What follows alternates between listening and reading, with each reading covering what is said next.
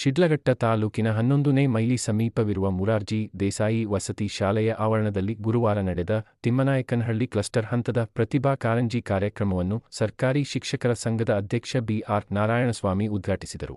ಕಾರ್ಯಕ್ರಮದಲ್ಲಿ ಶಾಲಾ ಮಕ್ಕಳು ವಿವಿಧ ಬಗೆಯ ವೇಷಭೂಷಣಗಳನ್ನು ತೊಟ್ಟು ರಂಜಿಸಿದರು. ಈ ಸಂದರ್ಭದಲ್ಲಿ ಸಂಪನ್ಮೂಲ ವ್ಯಕ್ತಿ ರಾಮಚಂದ್ರಪ್ಪ, ಮೊರಾರ್ಜಿ ದೇಸಾಯಿ ವಸತಿ ಶಾಲೆಯ ಪ್ರಾಂಶುಪಾಲ ಸಿ.ಕೆ. ಚಂದ್ರಪ್ಪ, ಗ್ರಾಮ ಪಂಚಾಯಿತಿ ಮಾಜಿ ಅಧ್ಯಕ್ಷ ಕೃಷ್ಣಪ್ಪ, ಸದಸ್ಯ ದ್ಯಾವಪ್ಪ ಸೇರಿದಂತೆ ಮುಖ್ಯ ಶಿಕ್ಷಕರು ಮತ್ತು ಶಿಕ್ಷಕಿಯರು ಇದ್ದರು. ಪ್ರತಿಭಾ ಕಾರಂಜಿ ಸರ್ಕಾರ ಹಮ್ಮಿಕೊಂಡಿರತಕ್ಕಂಥ ಅನೇಕ ಕಾರ್ಯಕ್ರಮಗಳಲ್ಲಿ ಇದು ಒಂದು ಕಾರ್ಯಕ್ರಮ. ಸುಮಾರು 2002ರಲ್ಲಿ 2 ಮತ್ತು 3ರಲ್ಲಿ ಜಾರಿಗೆ ಬಂದಿರತಕ್ಕಂಥ ಈ ಒಂದು ಪ್ರತಿಭಾ ಕಾರಂಜಿ ಇದುವರೆಗೂ ಸರ್ಕಾರ ನಡೆಸಿಕೊಂಡು ಬರ್ತಾ ಇದೆ. ಈ ಒಂದು ಕಾರ್ಯಕ್ರಮ ಎಲ್ಲ ಶಿಕ್ಷಕರ ಸಹಯೋಗದೊಂದಿಗೆ ಮತ್ತು ಗ್ರಾಮ ಪಂಚಾಯಿತಿ ಒಂದು ಸಹಯೋಗದೊಂದಿಗೆ ನಡೀತಕ್ಕಂಥ ಒಂದು ಕಾರ್ಯಕ್ರಮ ಆಗಿದೆ. ಈ ಒಂದು ಕಾರ್ಯಕ್ರಮ ಮಕ್ಕಳಲ್ಲಿರ್ತಕ್ಕಂಥ ಒಂದು ಪ್ರತಿಭೆಯನ್ನು ಹೊರಗೆಳೆಯೋದಕ್ಕೆ ಮಾಡ್ತಕ್ಕಂಥ ಒಂದು ಕಾರ್ಯಕ್ರಮ ಆಗಿದೆ.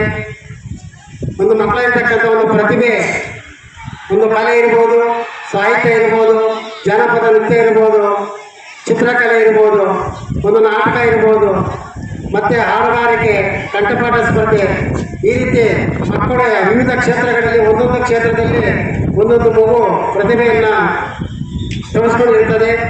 ಆ ಒಂದು ಪ್ರತಿಭೆಗಳನ್ನು ಇಂಥ ಒಂದು ಕಾರ್ಯಕ್ರಮಗಳನ್ನು ಮಾಡಿದಾಗ ಮಾತ್ರ ಮಗುವಿಗಿರ್ತಕ್ಕಂಥ ಒಂದು ಪ್ರತಿಭೆ ಎಲ್ಲರಿಗೂ ಗೊತ್ತಾಗ್ತದೆ.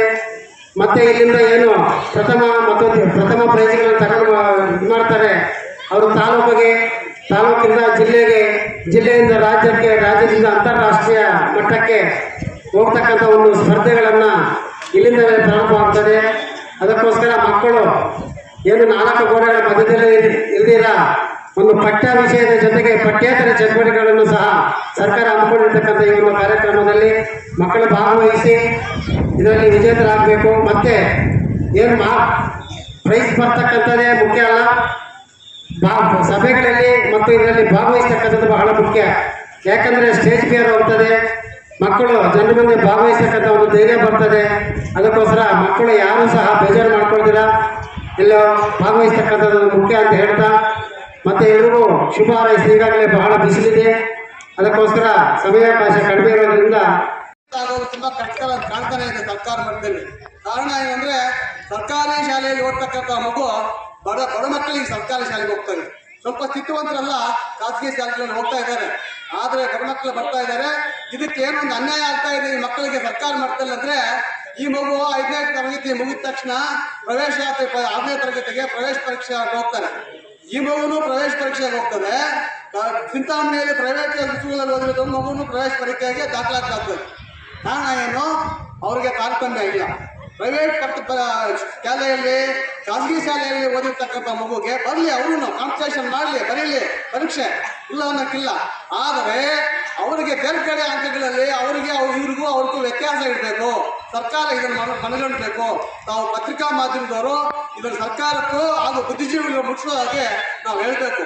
ಸರ್ಕಾರಿ ಮಕ್ಕಳನ್ನ ಒಂದು 50 ಮಾರ್ಕ್ಸ್ ಮಡಗಿದ್ರೆ ಅವ್ರನ್ನ 60 ಮಾರ್ಕ್ಸ್ ಮಡಗಿ, 60 ಮಾರ್ಕ್ಸ್ ತಕ್ಕರೆ ಆ ಮಗು ಪಾಸ್ ಆಗ್ತದೆ. 50 ಮಾರ್ಕ್ಸ್ ತೆಗೆದು ಸರ್ಕಾರಿ ಶಾಲೆಯಲ್ಲಿ ಓದಿರೋ ಪಾಸ್ ಆಗಲಿ ಪ್ರವೇಶಾತಿ ಪರೀಕ್ಷೆಯಲ್ಲಿ. ಈ ಥರ ಮಾಡಿದ್ರೆ ತುಂಬ ಒಳ್ಳೆಯದು. ಬಡ ಮಕ್ಕಳಿಗೆ ಸರ್ಕಾರಿ ಶಾಲೆಗಳಿಗೆ ನಾವು ಗೌರವ ಕೊಟ್ಟಂಗಿರ್ತದೆ ಅಂತ ನಾನು ಹಿಂದೇನು ಹೇಳಿದ್ದೀನಿ ಈ ಕಾರ್ಯಕ್ರಮದಲ್ಲಿ. ಆದರೆ ಅದು ಅನುಷ್ಠಾನ ಆಗ್ತದೆಯಲ್ಲ, ನಮ್ಮ ಜಿಲ್ಲಾ ಮಟ್ಟದ ಅಧಿಕಾರಿಗಳನ್ನ ಸಂಪರ್ಕಿಸ್ತಕ್ಕಂಥ ಚಂದ್ರಪ್ಪ ಸರ್ ಸಹಿತ ನಾನು ವಿಶ್ವಾಸವಾಗಿ ಹೇಳಿದ್ದೀನಿ, ವೇದಿಕೆ ಸಹಿತ ಹೇಳಿದ್ದೀನಿ. ಅವರು ಇದ್ರ ಬಗ್ಗೆ ಸ್ವಲ್ಪ ಮುತುವರ್ಜಿ ವಹಿಸಿ ಜಿಲ್ಲಾ ಮಟ್ಟದ ಸಮಾಜ ಕಲ್ಯಾಣ ಅಧಿಕಾರಿಗಳ ತಿಳಿಸಿ ಇದನ್ನು ಅನುಷ್ಠಾನ ತಂದರೆ ಎಷ್ಟೋ ಜನ ನಾವು ಏನೋ ಬಡಾಯಿ ಕಚ್ಕೊಳ್ಳೋ ಬದಲು ಈ ಒಂದು ಕಾರ್ಯಕ್ರಮ ತಂದರೆ ತುಂಬ ಒಳ್ಳೆಯದು. ಬಡ ಮಕ್ಕಳಿಗೆ ಏನೋ ಒಂದು ನಾವು ಆಶ್ರಯ ಕೊಟ್ಟಂಗೆ ಆಗ್ತದೆ. ಇದರಿಂದ ಈ ಒಂದು ಕಾರ್ಯಕ್ರಮಕ್ಕೆ ಆಯೋಜನೆ ಮಾಡಿ ಎಲ್ಲ ಬಂದಿರ್ತಕ್ಕಂಥ ಎಲ್ಲರಿಗೂ ವಂದಿಸಿ, ಈ ಮಕ್ಕಳಿಗೆ ವಂದಿಸಿ ನಾನು ಮಾತು ಮುಗಿಸ್ತೀನಿ.